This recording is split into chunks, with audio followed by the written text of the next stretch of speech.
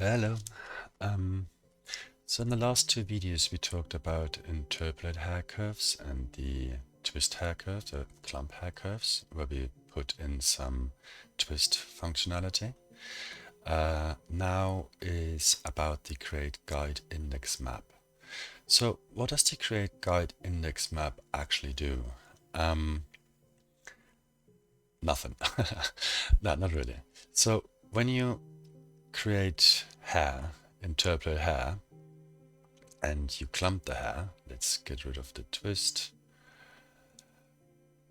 It clumps around your sculpted input hairs. So if we disable vector viewer, these are your sculpted input hairs, and the hair is clumping around them. This is basically internally done with a create guide index map. So if you don't want to use the sculpted hair curves or guide curves, you can disable this one, and then instead, let's get rid of this as well, instead it will take here the distance.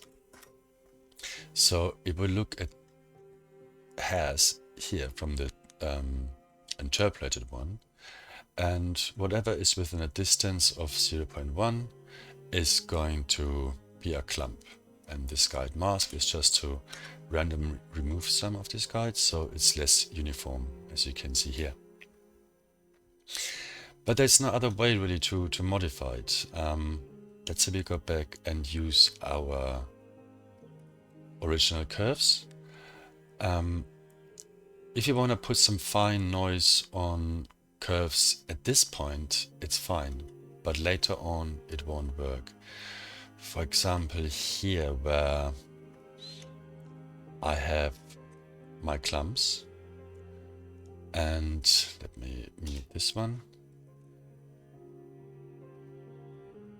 And here I simply only create new clumps around this one, but only based on the distance threshold. Whoop.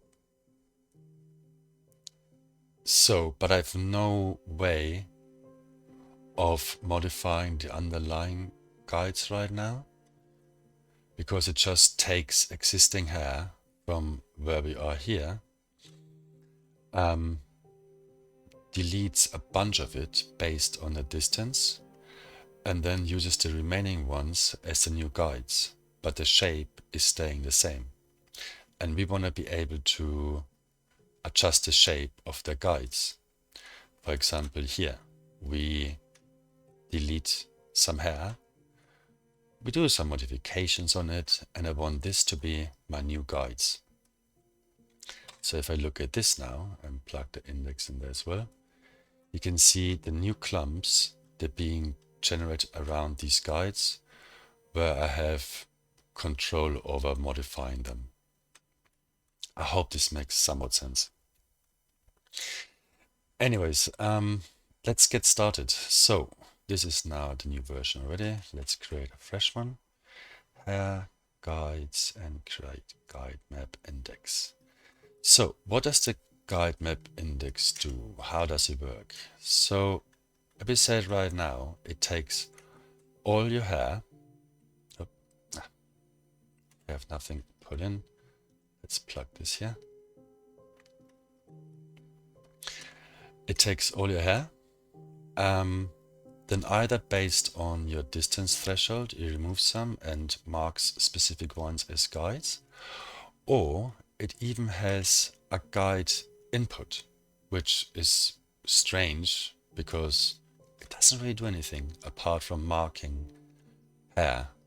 So let's do a delete geometry nodes. Let's set this one to spline and do a random node here. Set this to Boolean. Okay. So let's say we want to use some of our existing hair as our new guides. We delete a lot out of there, like this, and this shall be our new guides. So we plug them in here. If we go back in there, we can see that input guide geometry points.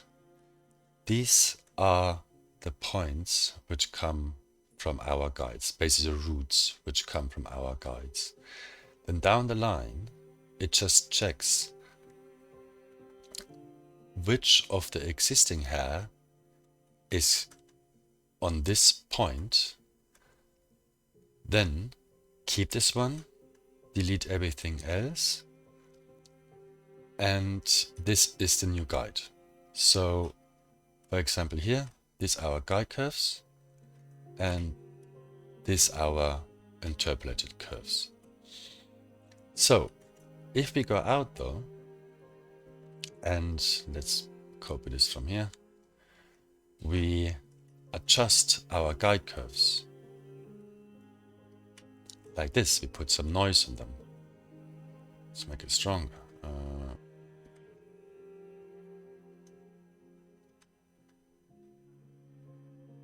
Okay, I think that's the point. If we go back here now, our guide curves. Where is my viewer? All the way down.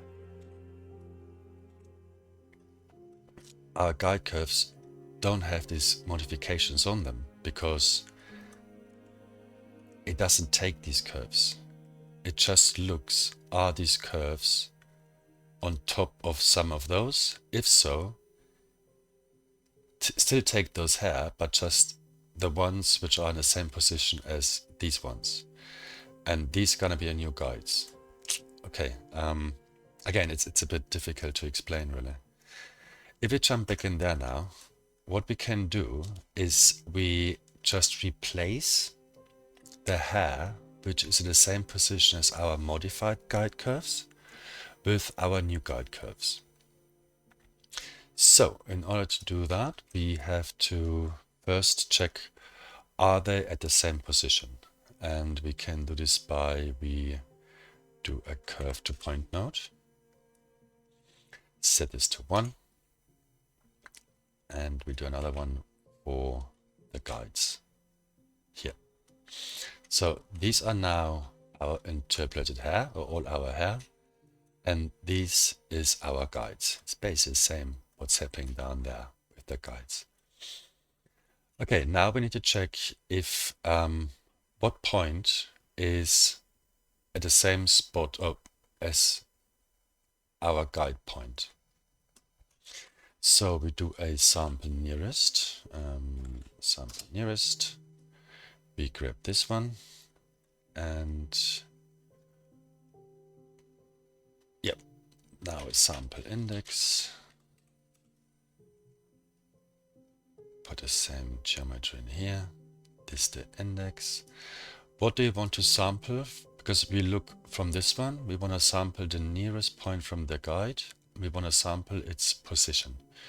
So we change it to vector here and look for position.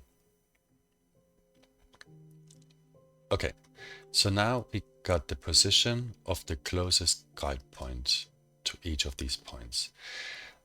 Now we can check with a vector math node. No, let's do a compare node. Compare and set this to vector. We're checking the position of the guide curves with the position of our curve, or all the curves. And we check if they are equal. Okay, so here we have these our hairs, right now the roots of them. And here is a guide curve, here's a guide curve, here's a guide curve, and these are the positions where our guide curves are.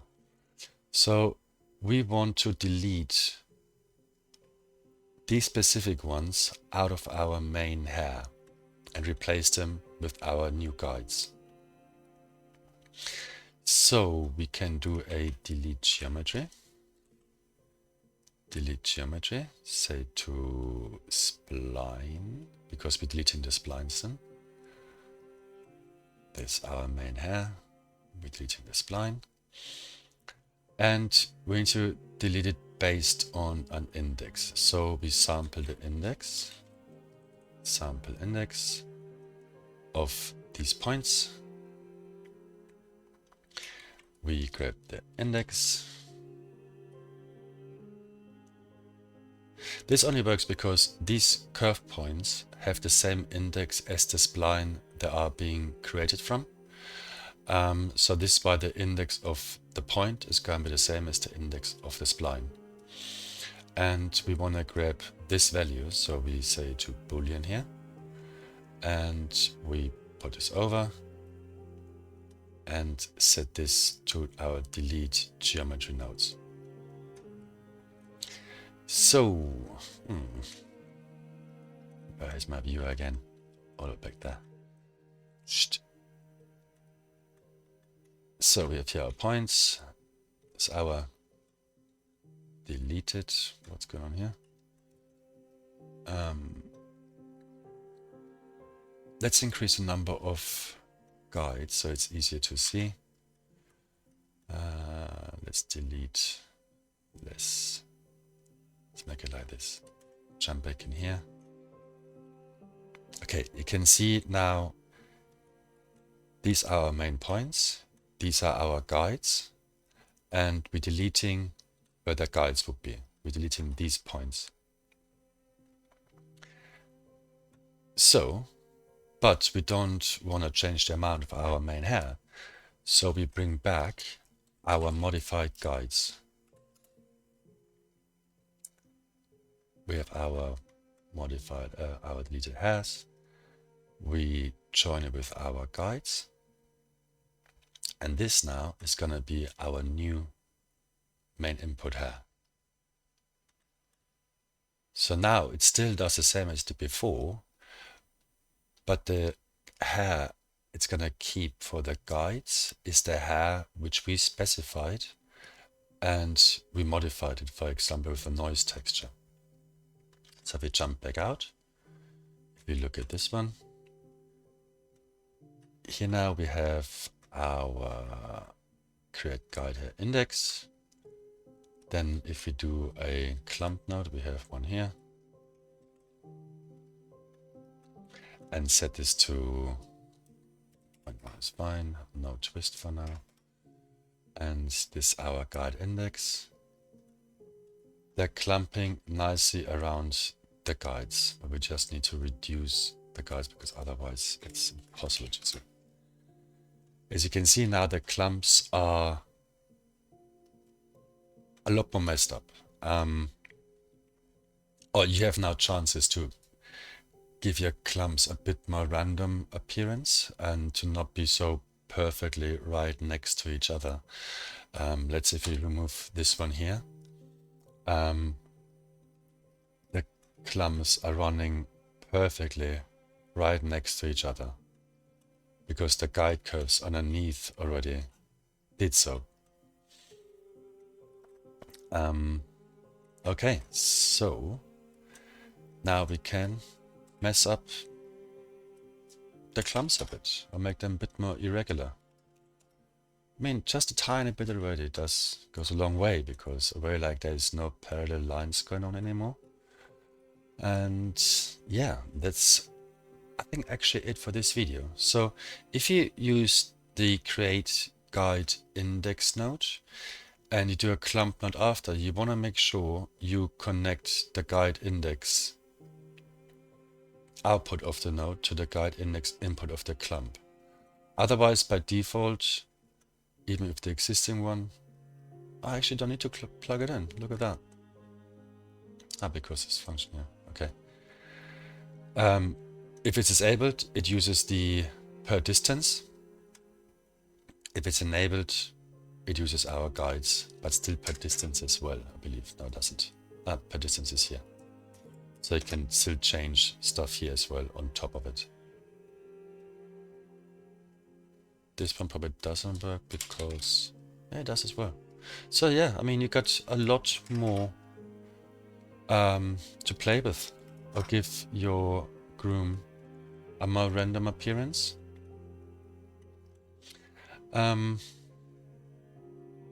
think, yeah, that's basically it. So we have all 3 nodes covered, and I hope very soon I'm gonna be able to do this tutorial about the hairstyle of the lady, where we make use of these new nodes or node groups quite a bit. Like here we have twisting in the clumps to give it a more of like a random and more chaotic look.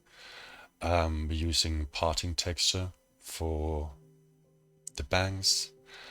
And yeah, in terms of my workflow, because I like to create the groom and deleting stuff out of it. Let's say my first part of clump is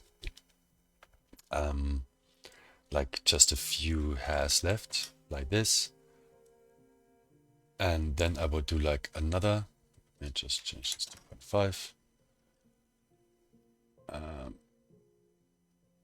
No, this one I'm at 5. So this now my main clumps. Oh, by the way, if this happens, because we have our clump hair coming from here it's still fine.